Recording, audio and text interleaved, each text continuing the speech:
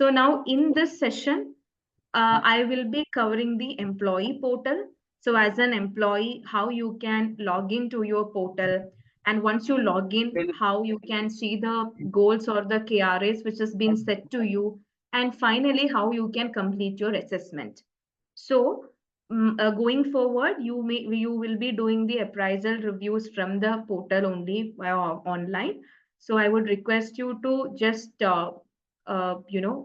let me know if you have any questions or concerns if I'm demonstrating, so I can address it and then we can move forward. So I'm just sharing my screen. So anyone can confirm if my screen is visible or not. Yes, Anushri, Visible. we can. Yeah, thanks for confirming.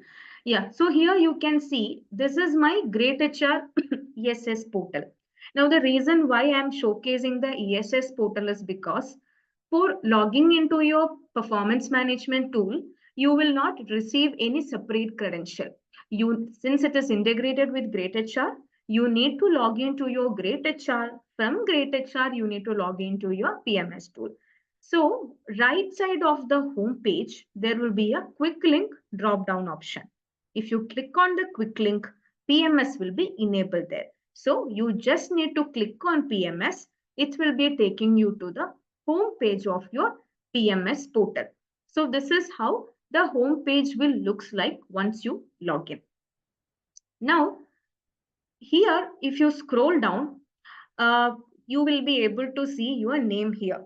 For example, you can see your name here. Suppose if HR has initiated the appraisal, means this appraisal initiated workflow will be coming. And on the right side, you will be able to see the cycle name as well. So uh, here in the cycle name, you can see the period of the cycle. Now you can see here my goal section. Now under the my goal section, you can see two options, which will be the, let's say, the categories of the goals or the objectives. You can see like job specific, you can see behavioral. Now, if you expand the job specific, you can see all the KPIs reflecting here with the specific weightage mentioned here. Just 1 minute. I hope my screen is visible again.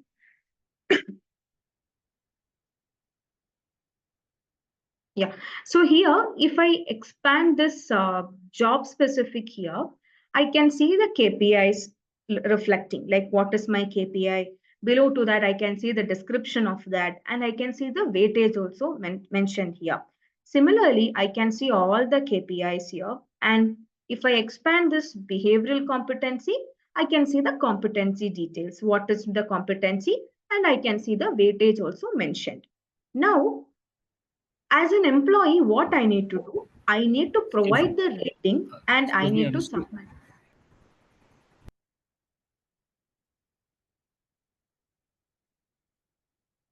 Okay, so should we continue?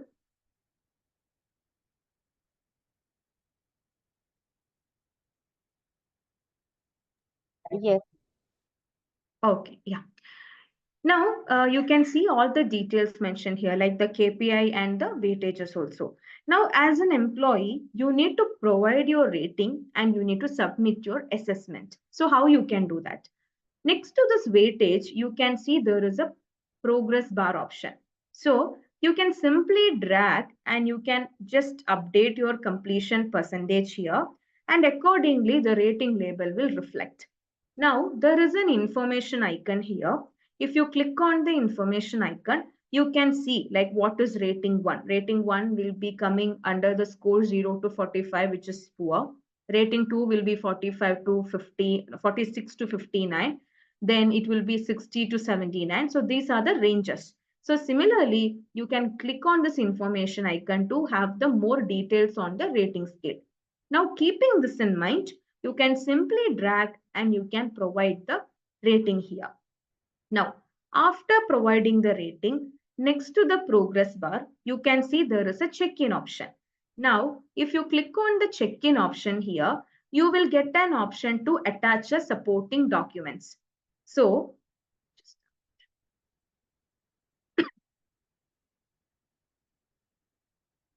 yeah.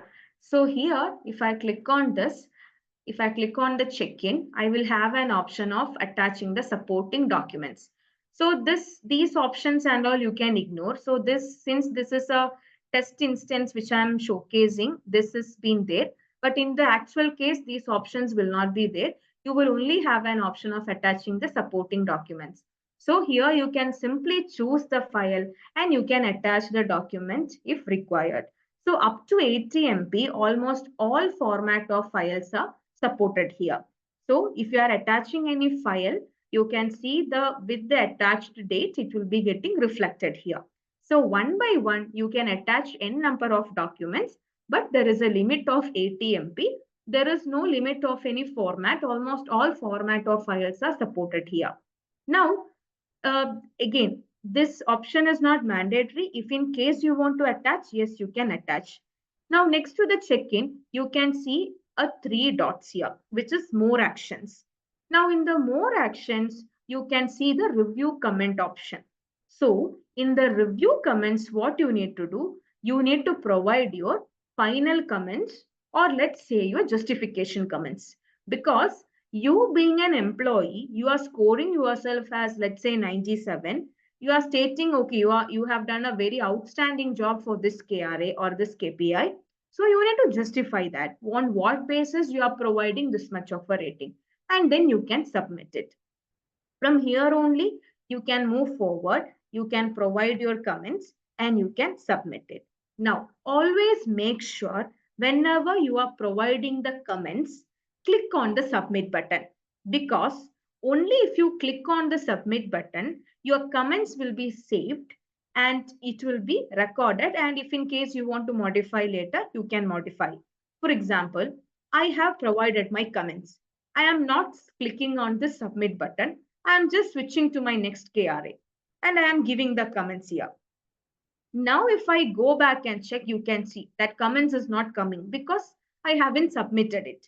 So always make sure whenever you are capturing your review comments, click on submit, then only switch to the second or the other option here. Now, either you can go that way, or from the home screen, you can go one by one. Like you can simply drag, you can provide the rating, and then you can click on this. You can go to this review comment option, and then you can provide your justification comments and click on submit button.